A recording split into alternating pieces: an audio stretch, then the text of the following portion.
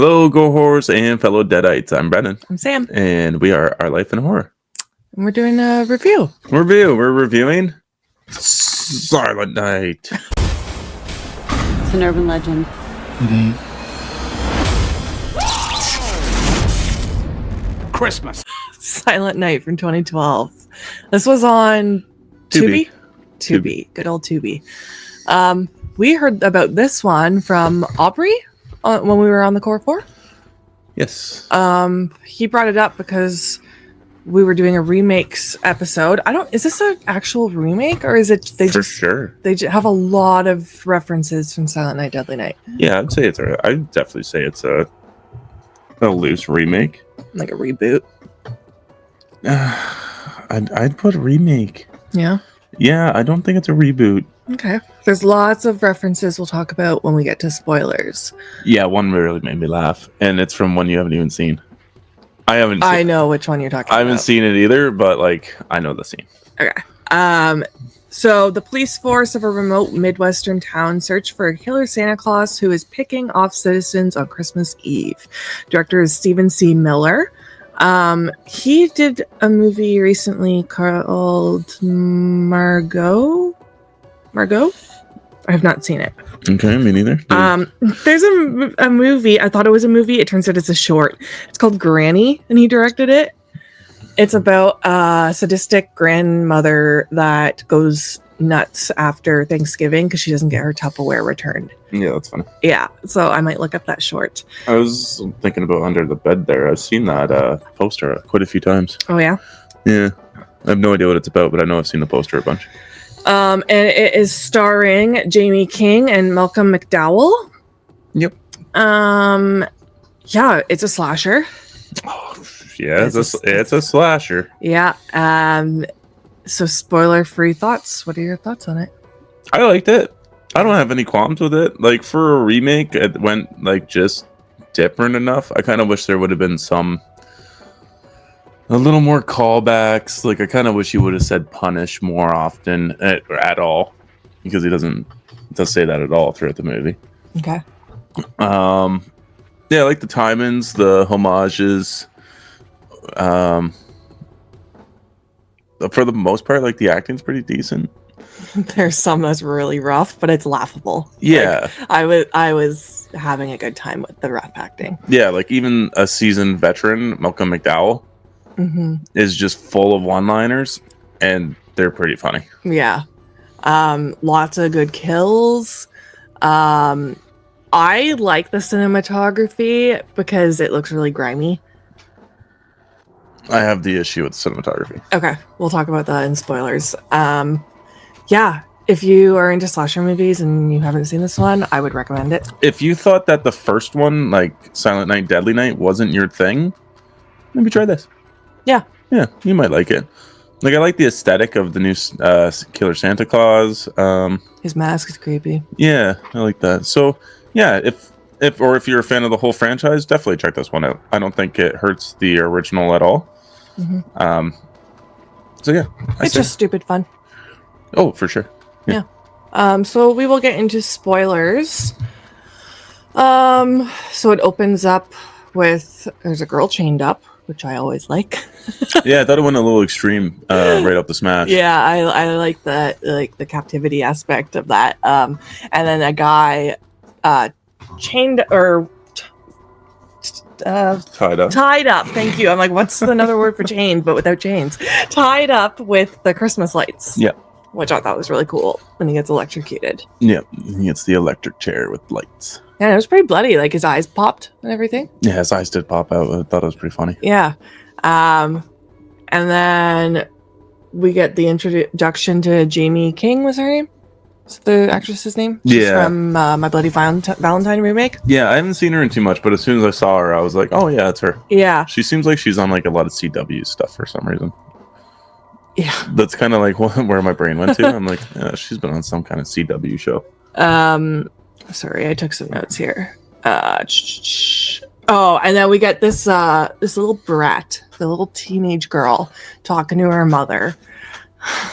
Yeah, she runs the house. Yeah, and they don't hold back. They kill her. Yeah, like, yeah, good. She's like the second kill of the movie. It was a kid. Yeah, it was good. Hmm. If she didn't, I was going to be upset. Yeah.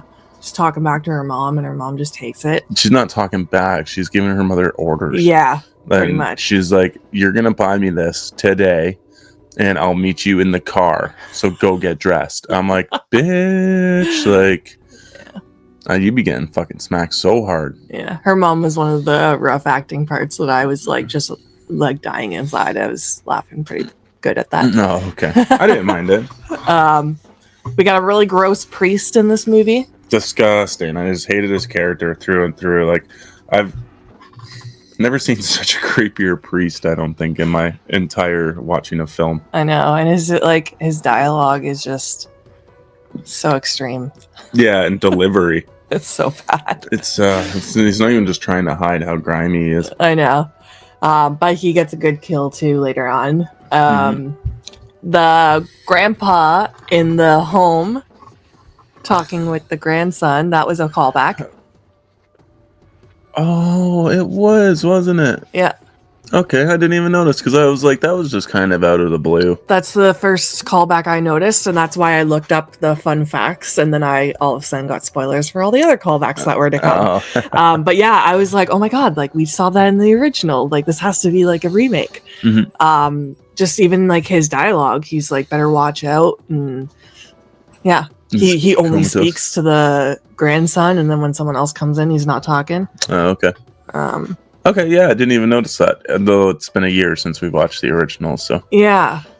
And then we get the soft porn motel scene.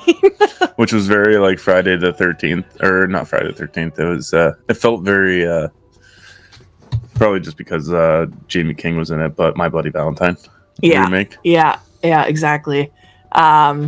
We get some good kills there. The when the girl falls out the window and she's like falling onto the garbage bags. All slow-mo. That was funny. But she gets a really great kill with the wood chipper. She does, and nobody finds her throughout the whole movie, which is weird because she would be spread out everywhere. I know. I was kind of hoping we would get a discovery of her body, but that was pretty gross. Mhm. What else did I write down here? Oh, some of the dialogue when the girl's going to give him a blowjob. Can I say that on YouTube? A BJ? Too late. I already said it. It's fine, When the girl's gonna go give him a BJ and he's like, ho, ho, ho. And then she's like, Santa's coming early this year. Oh, yeah. Yeah. But that's when we get the antler kill. Yep. So we get a little Linnea Quigley callback. I'm guessing the one that you were talking about was the garbage. Yeah, the garbage. What is it? Garbage Day? Yeah. That's from the second one? Yeah, it's the second one. It's his brother says that. Yeah. He's like, Garbage Day? I've never seen it. I really want to. Yeah. It's definitely happening this Christmas. Yeah. I was actually thinking that too. I want to see it this year. Cool. And then after the antlers, the guy gets his face axed in half. That was a good kill. I really like that one. Actually, that was probably one of my favorites. Me too. And they really show it. Do you have anything else to add before we talk about the ending? Because the ending confused me. Not too much. Like, it's pretty straightforward, really. Like, you're going to get a lot of funny lines from Malcolm McDowell about how he's this ultimate cop. And basically, he's like, I'm going to catch him no matter what. He doesn't even know where to run to because there's nowhere to run from me. So, it's like stuff like that, but it's so straight-laced and it's so funny coming from him. And it was kind of in that period where Malcolm McDowell was just taking everything that was thrown his way. It was his Bruce Willis period, we'll say that. But yeah, I don't have really too much to say. Like, it doesn't follow the same storyline, so you don't really learn too much about the killer until the very end. You don't even find out what happened to like Jamie King's husband in this movie. Yeah. Which was kind of weird. Like, they should have had a tie back to that. They said something like it's her first year without him, and then did they say that he left her? No, I think he died. Okay, because I thought Because she went to go visit the cemetery at the beginning of the movie too. Oh, okay. So I'm assuming it's like the anniversary of his death. And was he on the force with her and she fucked up and it was her fault? I would assume so, yeah. Because she said something about having to live for the rest of her life. Yeah. Yeah. There's a couple plot issues I have. That was one of them. And then I didn't understand the whole ending scene with the fire and the guy in the truck. The guy in the truck's the killer. Was he? Yeah. Okay. So in the original film, you follow the little boy that watches his parents get killed. Mm-hmm. In this one, Right. You watch the little boy and his father's the murderer. So the little boy is the murderer in this one. Okay. The little boy watching his dad like flamethrower his mom Okay. in the car. So that's the new killer. That's the Santa. Okay. And then the cop that killed the dad was Jamie King's dad. Okay. Still a little lost, but it's okay. Yeah, okay. Because he makes a remark about how he's not the only whatever her last name was. I can't remember, because that's like the point where they made a point of really looking at. He just said that's his deputy. You're not the only one that's had to take down a bad Santa. Okay. So he was the one that killed this Santa Claus's dad while he watched. Okay. So he survived. And became the killer. Yeah, because he was just a boy when he watched him happen. Okay, I think I'm understanding. And he's been doing this for years now. Okay. Going from town to town, checking off that naughty list. I got some fun facts if you would like. Sure, I'm curious. I mean, I really like this. I was talking earlier about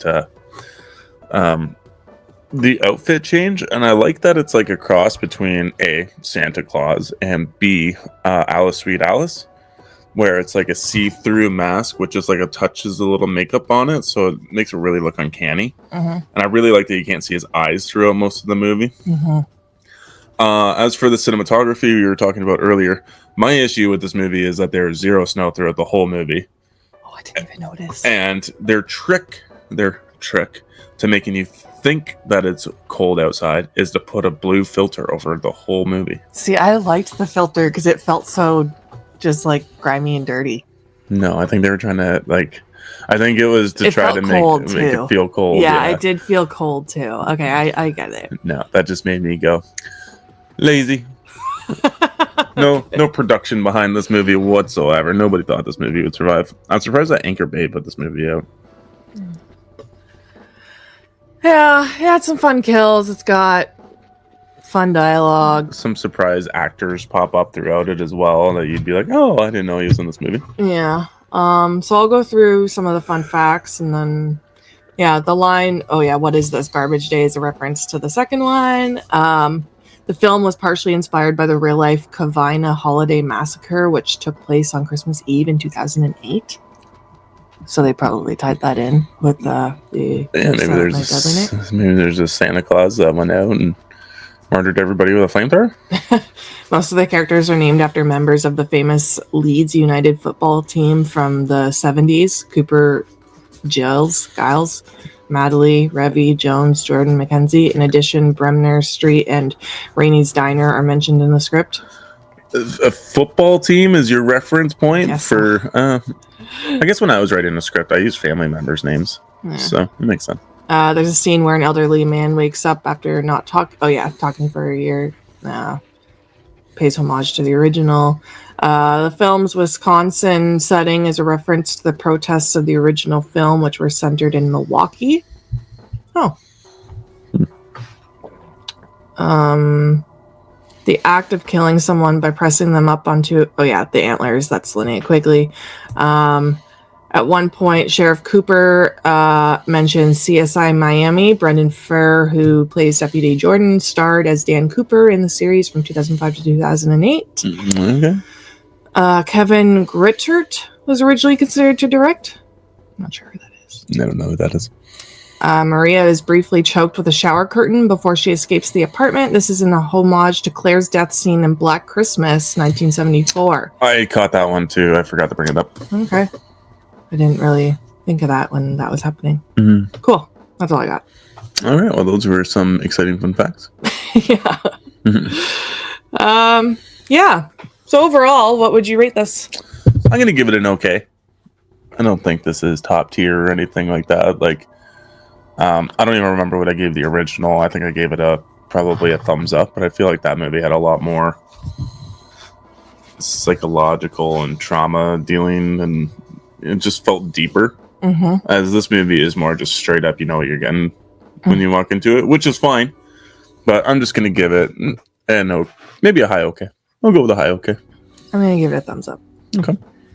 Part of me feels like I shouldn't, but I had fun with it. You put a thumbs up? Yeah. Yeah, okay, that's fine. Yeah. Like it's in no way an Oscar-worthy movie, but this is just kind of my thing. Yeah. So yeah, I'll go with a thumbs up. Oh, jeepers. Yeah, our dog's going crazy. So yeah, let us know what you think of the movie in the comments. What would you rate it? Also, let us know if you caught all of the references and callbacks to the original film and other films. Also, drop down in the comments, what's your favorite Christmas horror movie? Because we're getting on that season and we want some new ones to watch this year. Yeah, we're going to be doing some solo reviews in December. Also, shout out to our Patreon members. Thank you for subscribing as always. And yeah, please like, share, and subscribe. And always remember to stay spooky.